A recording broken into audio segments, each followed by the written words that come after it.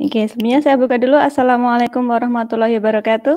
Waalaikumsalam warahmatullahi wabarakatuh. Selamat siang Bapak-Bapak. Selamat siang, Ibu. Semoga Bapak dalam keadaan sehat walafiat ya. Hari ini kita akan melanjutkan materi diklat kita mengenai asesmen. Nah, sebelumnya kan kita sudah belajar mengenai modul ajar ya. Kalau modul ajar kemarin ada 3 komponen isinya. Yang pertama ada informasi umum, kemudian yang kedua ada kegiatan inti, nah yang ketiga ada lampiran. Nah, setelah membuat modul ajar, kita juga harus melampirkan yang namanya assessment. Nah, hari ini kita akan membahas mengenai assessment. Saya tampilkan dulu ya, Pak. Silakan, Bu. Bentar. Saya cari dulu ya. Ini kok nggak mau tampil.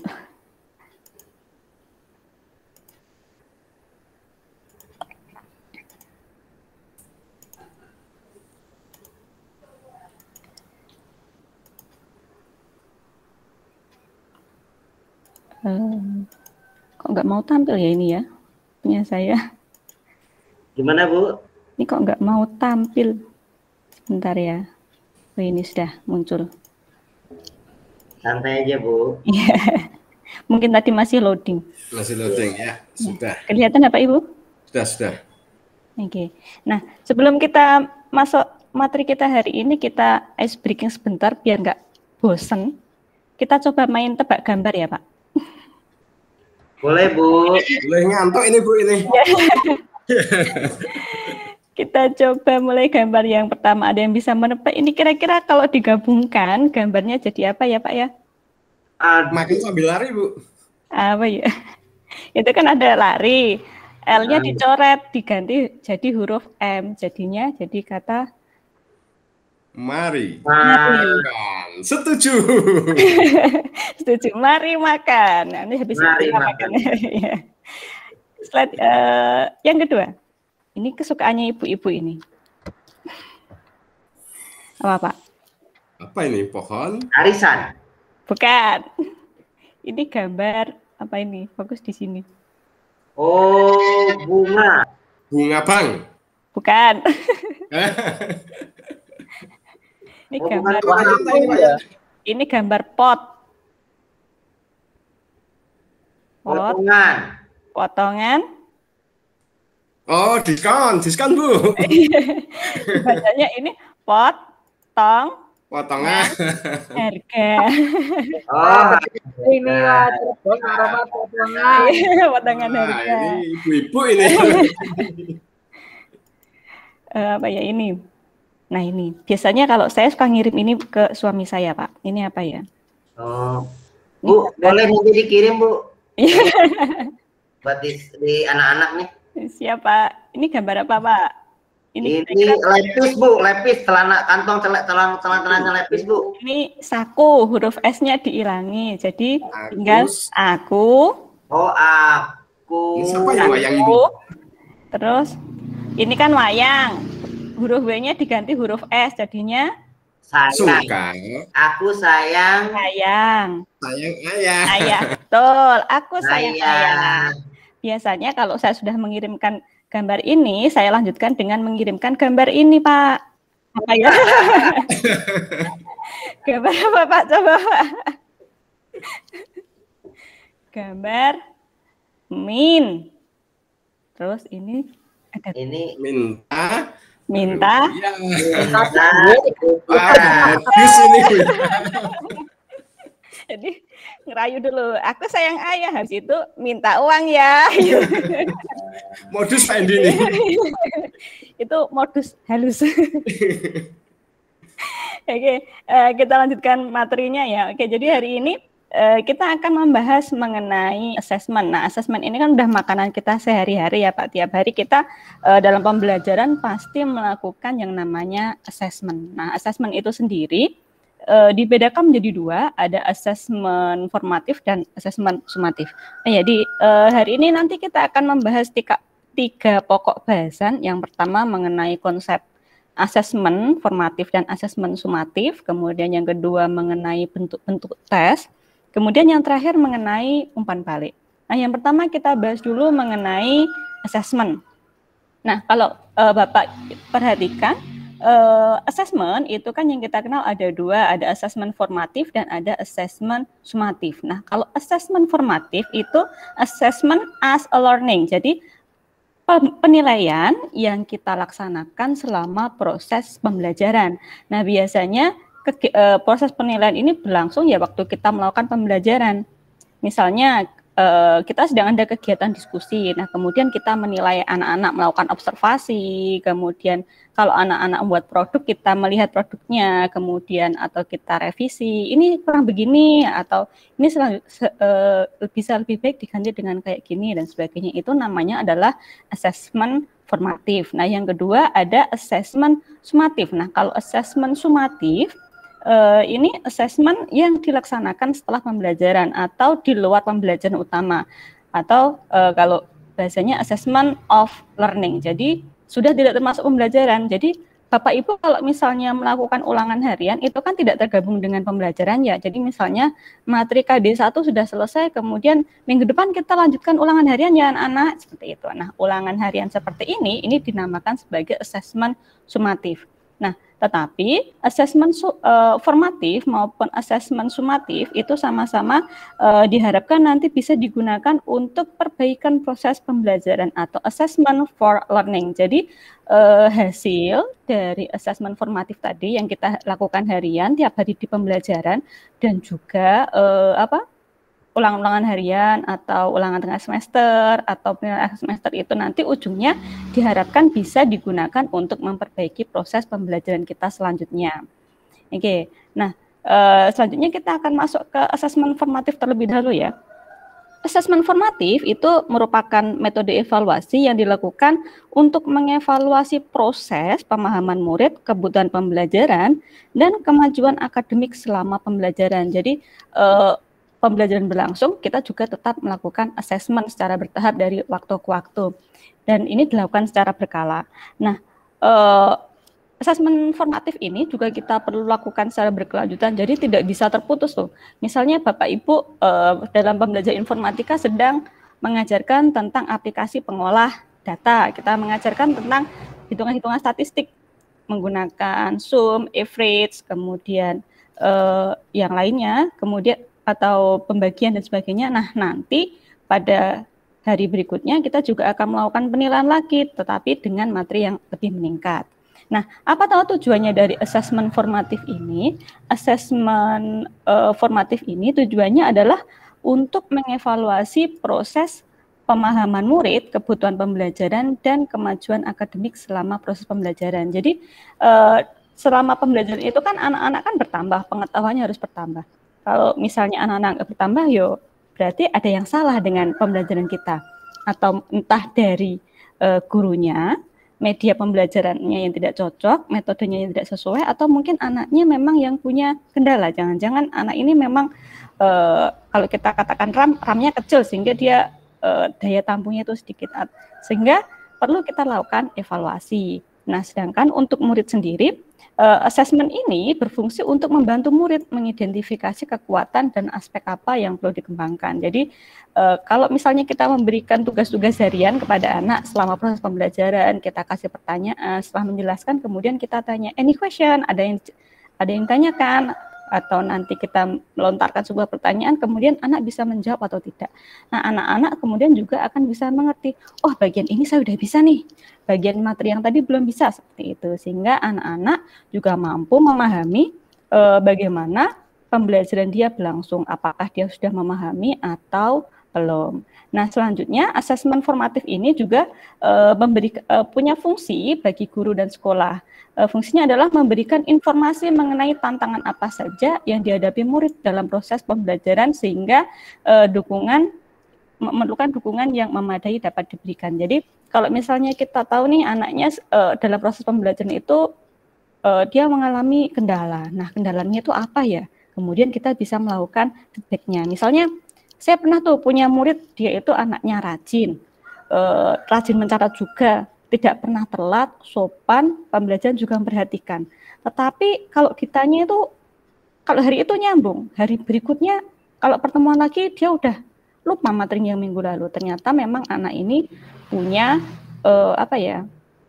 daya ingat yang rendah gitu, sehingga nanti ini kan tidak bisa kita generalisasikan dengan siswa-siswa yang lainnya. Nah, oleh karena itu dalam asesmen formatif ini kita juga bisa mengetahui nih masalah-masalah anak-anak seperti ini, karena tidak hanya berfokus pada hasil akhirnya. Nah, selanjutnya asesmen formatif itu juga bisa dilaksanakan tidak hanya oleh guru ya, tetapi juga bisa dilakukan oleh temannya. Misalnya kalau dalam asesmen formatif ada proses diskusi atau kita membuat tugas untuk kelompok gitu yang harus dikerjakan hari itu juga, nanti temannya kan bisa menilai itu, kamu salahnya di sini atau kamu kurangnya seperti ini, seperti itu.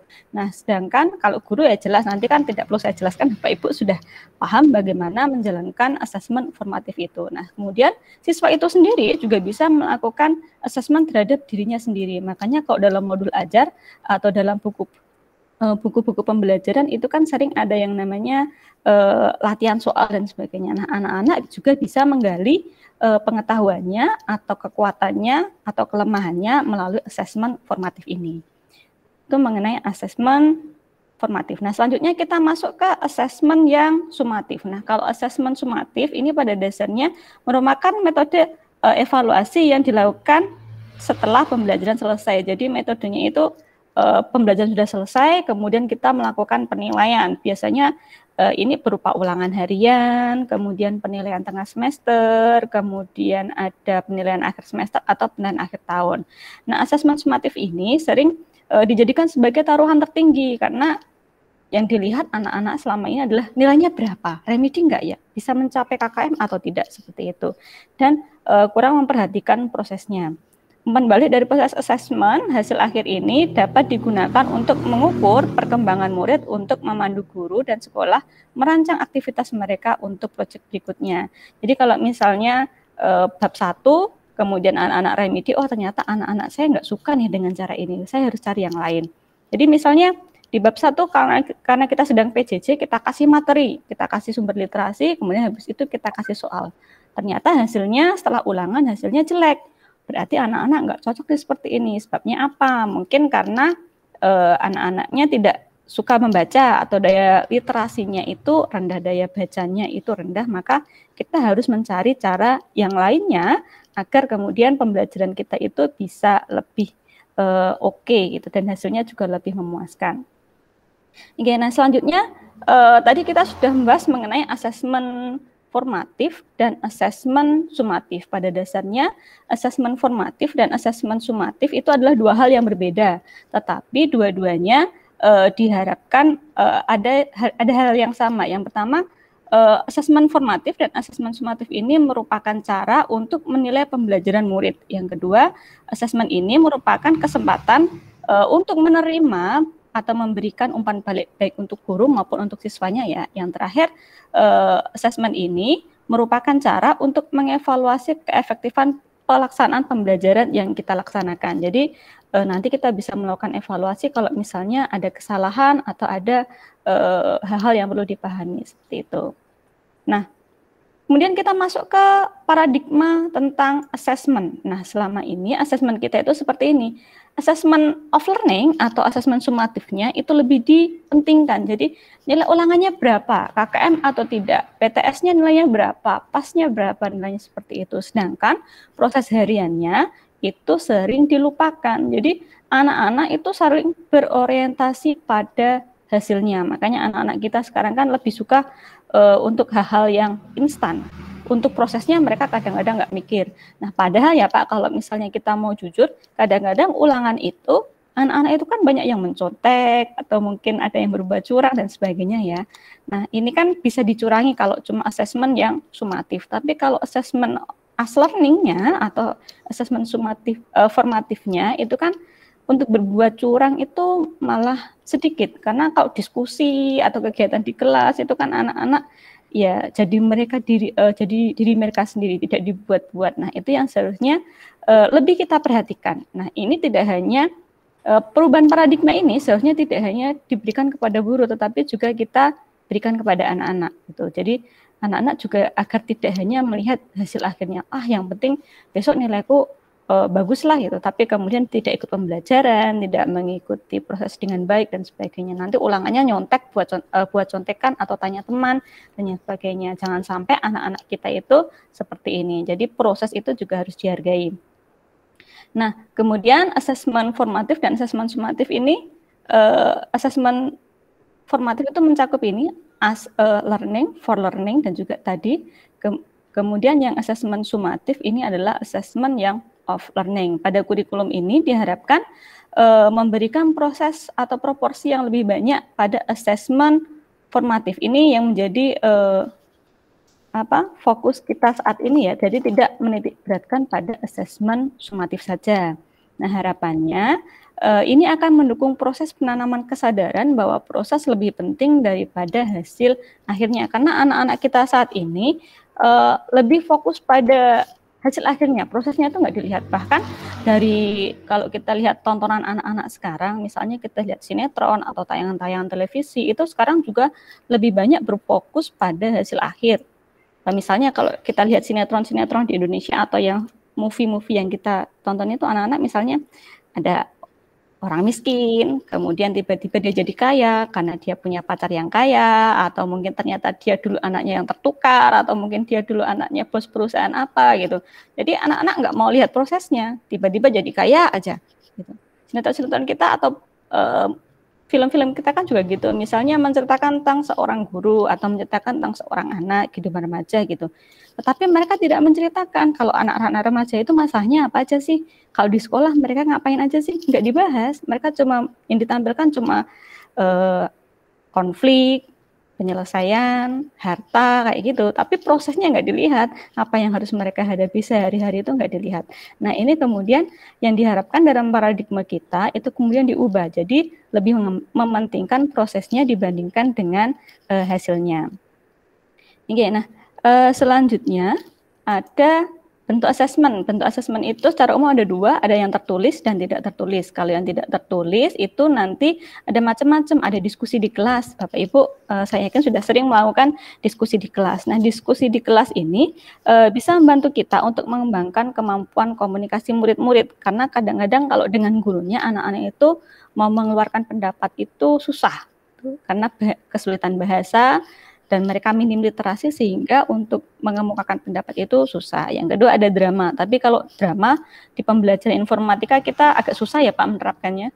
Mau main drama apa? Drama PowerPoint kan nggak bisa. Atau mungkin besok kalau pas bagian itu, materi kewargaan digital, nah itu bisa main drama. Soalnya ada produk. Nah ini yang perlu dibedakan antara produk dengan project. Kalau produk itu yang kita buat pada hari itu juga. Misalnya hari ini kita pembelajaran membuat media presentasi membuat PowerPoint. Nah, yang kalau selesai hari itu juga namanya adalah produk. Tapi kalau project itu membutuhkan waktu beberapa hari. Misalnya kita kasih tugas hari ini, dikumpulkan minggu depan atau berkelanjutan dan sebagainya, itu namanya adalah produk. Ada juga tugas itu yang asesmen tidak tertulis itu juga bisa presentasi. Ini juga bisa mendorong anak untuk memahami, berani menyampaikan pendapat. Kemudian anak-anak kalau presentasi itu mau tidak mau harus memahami materi yang mau dia sampaikan. Yang terakhir ada tes lisan. Tes lisan ini bisa tanya jawab, kemudian nanti bisa kita minta untuk menyampaikan pendapat dan sebagainya, itu tes lisan. Nah, selanjutnya yang asesmen tertulis. Kalau asesmen tertulis ada refleksi, ini bisa membuat anak-anak memahami. Kemudian jurnal itu seperti catatan harian. Selanjutnya ada isai. Isai itu tulisan, bisa membantu anak-anak untuk mengasah keterampilan menulis akademis anak-anak. Kemudian ada poster. Poster ini biasanya suka kalau saya minta anak-anak membuat poster, biasanya mereka semangat gitu karena punya kesempatan untuk ore-ore. Yang terakhir tes tertulisnya ini yang sering kita lakukan ya, bisa dengan menggunakan pilihan ganda, kemudian juga bisa membuat tes kuis-kuis pertanyaan seperti itu. Kemudian juga bisa menerapkan umpan balik. Nah, yang terakhir kita akan membahas mengenai umpan balik. Nah, umpan balik ini merupakan kumpulan informasi mengenai bagaimana seseorang melakukan suatu kegiatan. Nah, umpan balik ini kenapa kok penting? Karena umpan balik ini bagi guru bisa memberikan informasi perkembangan murid untuk memodifikasi pengajaran dan pembelajaran di masa depan. Sedangkan untuk murid bisa membantu murid untuk mengetahui kelebihannya dan kekurangan mereka. sehingga murid dapat mengatur dan merasa berperan dalam proses pembelajaran mereka. Jadi kalau kita pas pembelajaran itu, misalnya kita minta anak-anak untuk menyimpulkan tadi kita pembelajarannya apa ya gitu, apa yang kurang dari pembelajaran kita hari ini ya gitu. Besok minggu depan kita mau seperti apa. Nah, anak-anak kalau diberi pertanyaan seperti ini mereka akan merasa dilibatkan seperti itu. Oke, itu saja untuk materi saya hari ini mengenai asesmen. Ada yang ingin ditanyakan atau ada yang menanggapi? Silakan Bapak-bapak. Wah, mantap banget Bu materinya. Ya simpel ya Pak, karena ini sudah kita laksanakan tiap hari, jadi saya yakin Bapak-bapak sudah banyak memahami mengenai asesmen ini, seperti itu. Ini Bu, yang pengen saya tanyakan itu ini mungkin ya, yang menarik itu kan ada asesmen tertulis dengan tidak tertulis Ibu ya? Iya, iya. Nah itu kalau yang tidak tertulis, itu bentuknya seperti apa? Apakah tetap ada lembar yang dihasilkan atau tidak gitu? Jadi kira-kira formatnya seperti apa gitu? Kalau baiknya kita punya jurnal ya Pak. Jadi kalau dulu kita membuat RPP itu kan adanya namanya rubrik penilaian. Nah itu kita buat. Nanti kalau misalnya anak-anak diskusi itu kan tidak tertulis ya. Tapi kita bisa membuat rubriknya itu. Jadi anak-anak rubriknya aja yang disiapkan. Ya, menyiapkan rubriknya terus nanti kita bisa menilai anak-anak dari situ. Siapa yang aktif, siapa yang tidak aktif. Seperti itu kan bisa kita lihat. Atau mungkin kalau kita observasi melihat anak-anak. Kadang-kadang kalau saya pas pembelajaran itu saya tidak langsung menilai, tetapi pas pembelajaran, praktek, nanti kemudian setelah selesai pembelajaran saya nyatet di jurnal. Kita kan kalau guru ada jurnal pembelajaran ya, misalnya kelas 10 TKJA, ini tadi yang aktif siapa saja ya, itu kita beri catatan positif. Kalau yang belum mampu siapa, itu juga bisa kita jadikan catatan. Nah ini kan bisa membantu kita nanti di akhir semester kalau kita mau melakukan penilaian ya Pak ya. Kemarin anak-anak yang prosesnya bagus mana nih? Jadi kita tidak hanya terfokus pada hasil ulangan saja atau penilaian akhir semesternya seperti itu. Oke, ada lagi Pak? Silakan menanggapi. Oke Bu, mungkin itu ada satu lagi Bu, yang menarik tadi mengenai apa tuh? Yang porsi ya? Iya. Porsi mana tadi Bu presentasinya Bu? Hilang lagi punya saya. Masih banyak yang itu ya, lebih banyak yang formatifnya, ya. Lebih banyak di sumatif kalau nggak salah tadi. Formatif Pak. Coba ditampilin Ibu. Iya.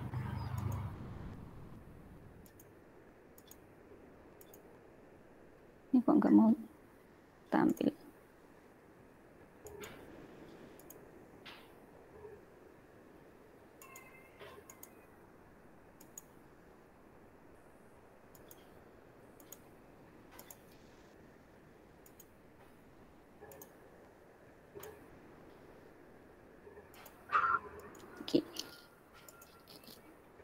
Di assessment.